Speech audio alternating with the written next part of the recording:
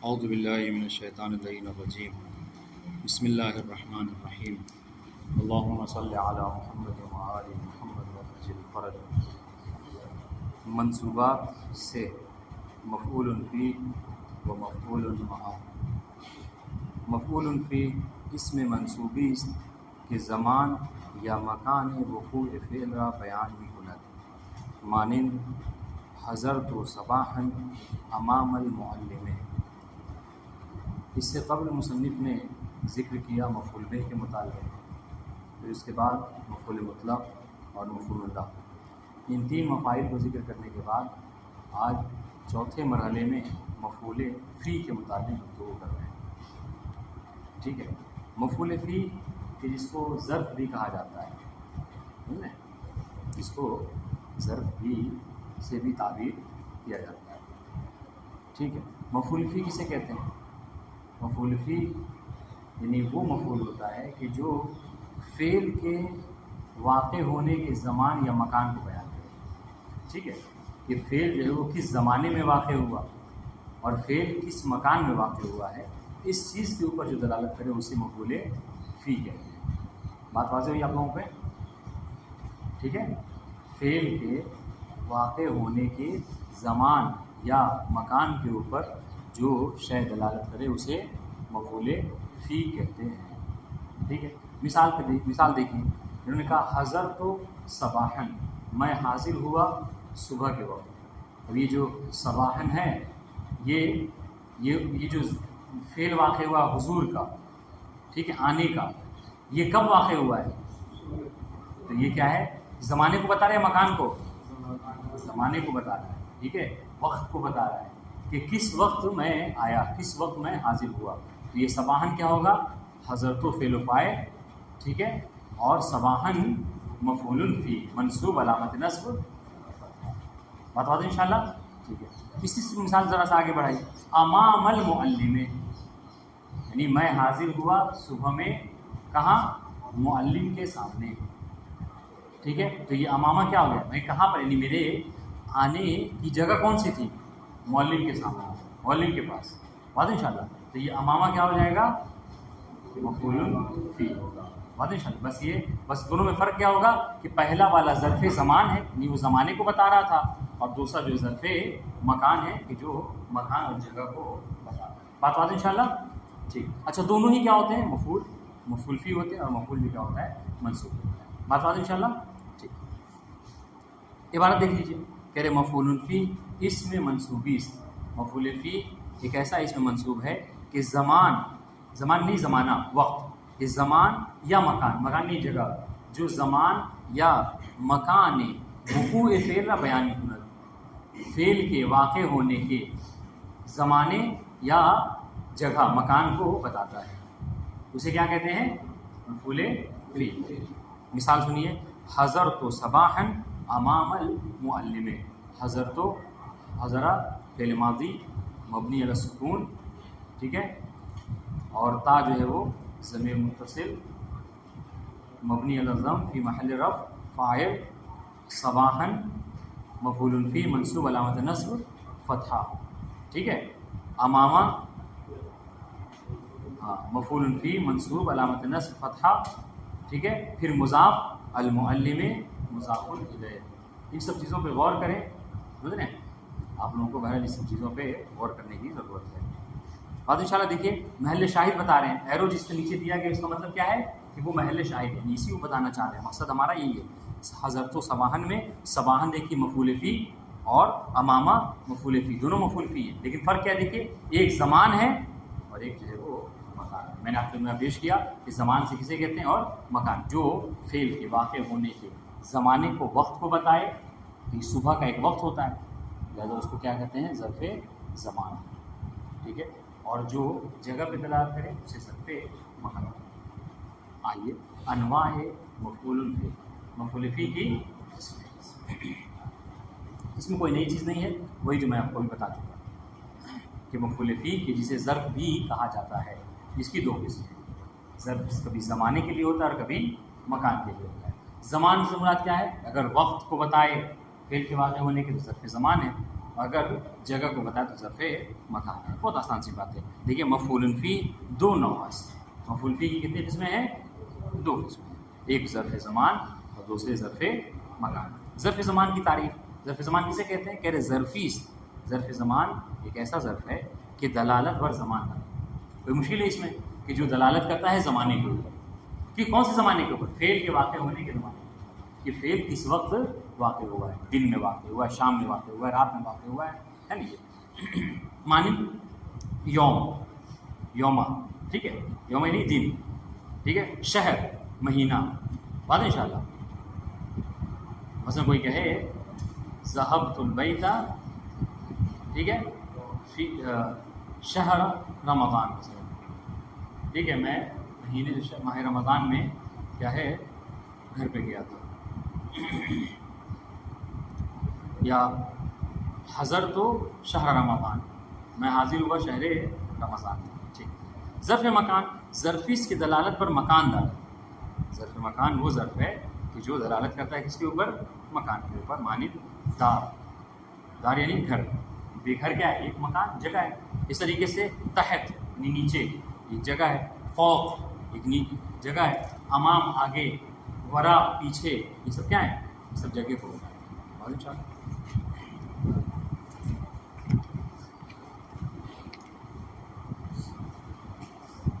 اب سنیے گا، کہتے ہیں کہ ظرف کی پھر دو قسم ہوتی ہیں. ظرف کبھی متصرف ہوتا ہے اور ظرف کبھی جو ہے وہ غیر متصرف ہوتا ہے. بات ان شاء اللہ. اچھا، متصرف اور غیر متصرف میں نے شاید اس سے پہلے کبھی عرض کیا تھا، پھر بیان کر رہا ہوں. متصرف نکلا ہے صرف سے، ٹھیک ہے. صرف مطلب کیا ہوتا ہے؟ گرداننا، اس میں تصرف کرنا، ٹھیک ہے، ایک حالت سے دوسرے حالت میں لے جانا. بات ان شاء اللہ. تو اگر کوئی ظرف ظرف متصرف ہے تو اس کا مطلب کیا ہے؟ ظرف اگر کوئی متصرف ہے تو مطلب کیا ہے؟ ظرف متصرف اس ظرف کو کہتے ہیں کہ جس میں کیا ہے تبدیلیاں ہو جاتی ہیں. مطلب کیا ہے؟ مطلب یہ کہ ظرف متصرف وہ ظرف ہے، سنیے گا، کہ جو ظرف کے لیے زمانے کے لیے بھی استعمال ہوتا ہے، مفعول فی کے لیے بھی استعمال ہوتا ہے، اور مفعول فی کے علاوہ بھی استعمال ہوتا ہے. یعنی کیا مطلب؟ یعنی مبتدا خبر کی بات ہو سکتی ہے. یعنی لازم نہیں ہے کہ ہمیشہ وہ مفعول فی ہی ہو. بات واضح ہے؟ ظرف متصرف کسے کہتے ہیں؟ ظرف متصرف ان ظروف کو کہتے ہیں کہ جو کبھی تو مفعول فی ہوتے ہیں اور کبھی جو کیا ہے مبتدا خبر اس کے علاوہ بھی واقع ہو سکتے ہیں. یعنی ظرف کے علاوہ بھی استعمال ہوتے ہیں. لیکن جو ظرف غیر متصرف ہے وہ کیا ہے؟ وہ یہ کہ ہمیشہ وہ ظرف ہی واقع ہوتے ہیں، چاہے زمان ہو یا مکان. افضل ان شاء اللہ. یعنی آپ ان کو مبتدا خبر کبھی اعراب نہیں دے سکتے، ٹھیک ہے. وہ کبھی ظرف کے علاوہ اور کوئی اعراب اپنے اوپر قبول نہیں کرتے. اس کو دیکھیں، خود لفظ وغیرہ غور کریں آپ. ظرف متصرف ہے، متصرف نہیں کیا مطلب؟ اس میں تصرف کرتے ہیں آپ، اس میں تبدیلی کر سکتے ہیں. تبدیلی کرنے کا مطلب کیا ہے؟ کبھی ظرف بھی ہوتا ہے، کبھی ظرف کے علاوہ ہوتا ہے. غیر متصرف کا کیا ہے؟ کہ وہ ہمیشہ نہیں، وہ متصرف نہیں ہو سکتے، وہ ہمیشہ استعمال ہوتے ہیں گائے کے لیے، ظرف کے لیے. ٹھیک ہے، دیکھیے گا عبارت. ظرف متصرف ظرفی کہ ہم بصورت ظرف یعنی مفعول فی. میں نے کہا دیکھیے میری بات کی تائید ہو رہی. ظرف کو مفعول فی بھی کہتے ہیں، ہے نا. تو مفعول ظرف متصرف اس ظرف کو کہتے ہیں کہ جو ظرف کی صورت میں بھی استعمال ہوتا ہے، وہ ہم غیر ظرف اور ظرف کے علاوہ بھی یعنی مفعول فی کے علاوہ بھی استعمال ہو سکتا ہے. یعنی فاعل واقع ہو سکتا ہے، مبتدا واقع ہو سکتا ہے. ٹھیک ہے. مثال کے طور پر جیسے شہر، یوم، مسجد. بات ان شاء اللہ. آپ دیکھیں کہہ رہے ہیں مثال یوم کے اوپر دے رہے ہیں. سمتو الیوما، سمتو الیوما کیا ترکیب ہوگی؟ جی ایک ایک کر کے بولیں، ایسے نہیں سمجھ میں آئے گا. سمتو الیوما، ہاں، فعل ماضی مبنی علی السکون، تا ضمیر متصل مبنی علی الضم فی محل رفع فاعل. ٹھیک ہے، چلیے اس سے کوئی بحث نہیں. الیوما کیا ہے؟ یعنی اس کا ترجمہ پہلے سن لیجیے تب سمجھ میں آئے. یعنی میں نے روزہ رکھا آج، یعنی میرے روزہ رکھنے کا وقت کیا ہے؟ آج. مفعول یہ کیوں؟ اس لیے کہ یہ فعل کے واقع ہونے کے زمانے کو بتاتا ہے. بات بات ان شاء اللہ. یہاں پر دیکھیے سمتو الیوما، یوما کیا ہے؟ ظرف زمان یعنی مفعول فی. ابھی خیرہ کیا کریں گے؟ الیوما کا سم تو فعل و فاعل ہو گیا، الیوما مفعول فی منصوب علامت نصب. بات واضح سب پہ؟ رضا عباس سمجھ میں آ رہا ہے؟ ٹھیک ہے، الیوما مفعول فی منصوب علامت نصب فتح. ٹھیک ہے، لیکن دیکھیے گا یہ جو الیوما ہے جو بھی یہاں پر کیا واقع ہوا ہے؟ مفعول فی. کہ یہی یوما کبھی مفعول کے علاوہ بھی واقع ہو سکتا ہے. مثال دیکھیے، جیسے الیوم مبارکن، آج کا دن مبارک ہے. اب یہاں پر الیوما کی ترکیب کیا کریں گے؟ الیوم مبتدا ہو جائے گا. کیوں؟ اس لیے کہ مفعول فی کے لیے اس سے پہلے کوئی عامل کا آنا ضروری ہے. الیومو سے جملے کی ابتدا ہو رہی ہے کہ نہیں؟ اس پہ کوئی عامل اس سے پہلے نہیں آئے، لہٰذا الیومو کیا ہے؟ الیوم مبتدا مبارکن خبر. تو دیکھا آپ نے کیا بتانا چاہ رہے تھے کہ دیکھیے الیومو یہ لفظ ہے، یہ کبھی ظرف بھی ہوتا ہے، کبھی ظرف کے علاوہ بھی مبتدا واقع ہوتا ہے. لیکن بعض کلمات ایسے ہیں جیسے بعد، ٹھیک ہے، فوق، از، یہ سب کیا ہے؟ ہمیشہ مفعول فی ہی واقع ہوتے ہیں، اس کے علاوہ مبتدا وغیرہ واقع. تو جو کلمہ اس طریقے سے ہو کہ وہ ہمیشہ مفعول فی ہو اسے ظرف غیر متصرف کہتے ہیں، اور جو مفعول فی بھی واقع ہے مفعول فی کے علاوہ بھی واقع ہے اس کو ظرف غیر متصرف بھی کہا جاتا ہے. بات بات انشاءاللہ ٹھیک. دیکھیے گا یعنی ظرف متصرف، پھر سے پڑھتے ہیں. ظرف متصرف ظرفی. ظرف متصرف ایسا ظرف ہے کہ ہم بصورت ظرف یعنی مفعول فی کہ جو مفعول فی کی صورت میں بھی استعمال ہوتا ہے، ظرف کی صورت میں بھی استعمال ہوتا ہے، وہ ہم غیر ظرف اور ظرف کے علاوہ بھی استعمال ہوتا ہے. ظرف کے علاوہ استعمال ہونے کا مطلب کیا ہے؟ یعنی فاعل واقع ہو سکتا ہے، مبتدا واقع ہو سکتا ہے. ٹھیک ہے، مانند مثال کے طور پر شہر، یوم، مسجد. ٹھیک ہے، سمت الیوما یہاں پر کیا ہے؟ مثال میں یہاں پر پیش کیا کہ سمت فعل و فاعل، الیوما مفعول فی منصوب علامت نصب فتح. تو یہاں پر الیوما کیا کرے؟ درین مثال، اس مثال میں اوپر والی مثال میں الیوما ظرف روزے گرفتن را بیان کرتے ہیں. یوما کیا ہے؟ ظرف زمانے، مفعول فی ہے. کیوں؟ اس لیے کہ روزہ رکھنے کا جو وقت ہے اس کو یوما نے بیان کیا ہے کہ میرا روزہ آج کے دن واقع ہے. تو الیوما کیا؟ لذا الیوما مفعول فی و منصوب فتح. اس لیے الیوما کیا ہے؟ مفعول فی ہے اور منصوب فتح ہے. ٹھیک ہے، اس کے بعد سنیے گا. اب یہ دوسری مثال دے رہے ہیں، کہہ رہے ہیں الیوم مبارکن، آج کا دن مبارک ہے. تو اب یہاں پر دیکھیں، ابھی ہم کوئی الیوموں کی ترکیب میں یہ نہ کہیں کہ یہ مفعول فی ہے، اس سے کہ جہاں آپ کہیں مفعول فی ہے تو اس کے لیے فعل کیا ہے، عامل کیا ہے، اس کے لیے فاعل کیا ہے، یہ آپ کو بتانا ہوگا. پھر معنی بھی ظرف والا ہونا چاہیے. سنیے گا، یہ جو کہا نا کہ مفعول فی وہ ہوتا ہے کہ جو فعل کے واقع ہونے کے زمانے کو بتائے، تو الیوموں کو آپ کبھی مفعول فی نہیں کہہ سکتے. کیوں؟ اس لیے کہ نہ اس کے لیے کوئی فعل ہے کہ جس کے واقع ہونے کا وہ بتائے کہ وقت. ٹھیک ہے، اور نہ ہی اس کے اندر معنی جو ہے وہ فعل والا ہے. بات آ یعنی ظرف والا. کہہ رہے کل میں الیوم ترین مثال، اس مثال میں کون سی مثال میں؟ الیوم مبارک. اس مثال میں کہہ رہے الیوم کیا ہے؟ مبتدا و مرفوع ضم اصل. اس مثال میں الیوم کیا ہے؟ مبتدا ہے اور مرفوع ہے، علامت طرف جو کیا ہے؟ ضم.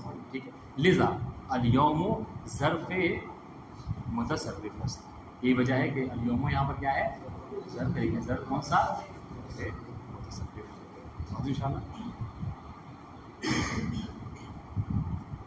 غیر متصرف. دیکھیے ظرف غیر متصرف کسے کہتے ہیں؟ کہ ظرفی کہ فقط بے عنوان ظرف استعمال میں شامل. ٹھیک ہے، دیکھیے گا اوپر ایک اور بات ہے جو تھوڑا سا دقیق ہے، اگر آپ متوجہ ہو تو انشاءاللہ سمجھ جائیں گے. اس کو ظرف کہتے ہیں، اوپر اس کو ظرف کہتے ہیں، لیکن ظرف متصرف. ظرف کیوں کہتے ہیں؟ اس لیے کہ بہرحال اس میں زمانے کا معنی تو پایا جاتا ہے. الیوم آج کا دن، تو وقت تو اس کے اندر ہے، سمجھ رہے ہیں، لیکن فعل کے واقع ہونے کا وقت وہ. ٹھیک ہے، ظرف غیر متصرف کسے کہتے ہیں؟ کہ ظرفی کے فقط بعنوان ظرف استعمال میں شامل. ظرف غیر متصرف وہ ظرف ہے کہ جو فقط ظرف کے عنوان سے یعنی مفعول فی کے عنوان سے ہی استعمال ہوتا ہے، یعنی اس کے علاوہ وہ کچھ واقع نہیں ہو سکتا. وہ ہمیشہ اسی کی تشریح کر رہے ہیں، وہ ہمیشہ برزمان یا مکان وقوع فعل قرار. اور وہ کیا ہوتا ہے؟ وہ ہمیشہ فعل کے واقع ہونے کے زمانے یا جگہ مکان کو بتاتا ہے. اسے کیا کہتے ہیں؟ ظرف غیر متصرف. مثال کے طور پر بعد، فوق، اور عز، یہ سب وہ ہیں کہ جو ہمیشہ کیا ہوتے ہیں ظرف خیر متصور. عز بھی مطلب وہ وقت کے معنی میں ہوتا ہے. آپ نے قرآن مجید میں اکثر پڑھا ہوگا وہ اذ قال ربک للملائکۃ، اے پیغمبر اس وقت کو یاد کیجیے کہ جب اللہ نے ملائکہ کو حکم دیا. ٹھیک ہے. وَإِذْ يَرْفَعُ إِبْرَاهِيمُ الْقَوَاعِدَ مِنَ الْبَيْتِ، جب ابراہیم جو ہے وہ خانہ کعبہ کی تعمیر کر رہے وقت پہ. ٹھیک ہے. میرا خیال سے اتنا رہنے دیں. آپ لوگ جو ہے مباحثہ کیجیے. السلام علیکم ورحمۃ اللہ وبرکاتہ.